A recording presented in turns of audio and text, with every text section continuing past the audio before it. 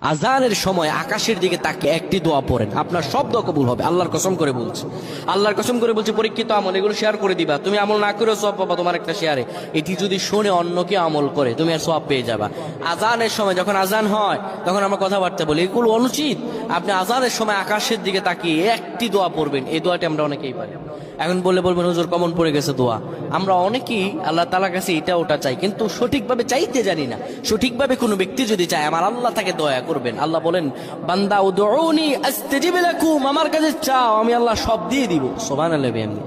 যখন আপনার আজান হয়, আজানের সময় আপনি আসমানের দিকে তাকান, তাকিয়ে আপনি বলুন, পড়তে থাকেন, আল্লাহুম্মা আনতা রাব্বি লা ইলাহা ইল্লা আনতা খলাকতানি ওয়া আনা আবদুকা ওয়া আনা আলা হাদিকা ওয়া ওয়া'দিকা মাসতাতা'তু আউযু বিকা মিন শাররি মা সানা'তু আবু'ু লাকা বিনি'মাতিকা আলাইয়া ওয়া আবু'ু বিযানবি ফাগফির লি ফাইন্নাহু লা ইয়াগফিরুয যুনুবা ইল্লা আনতা। এই সাইয়্যিদুল ইস্তিগফার আপনি পড়েন, ইনশাআল্লাহ আল্লাহ সব দোয়া কবুল করে আপনাকে কবুল আর মঞ্জুর করে নেবেন। পড়েন আল্লাহু আকবার।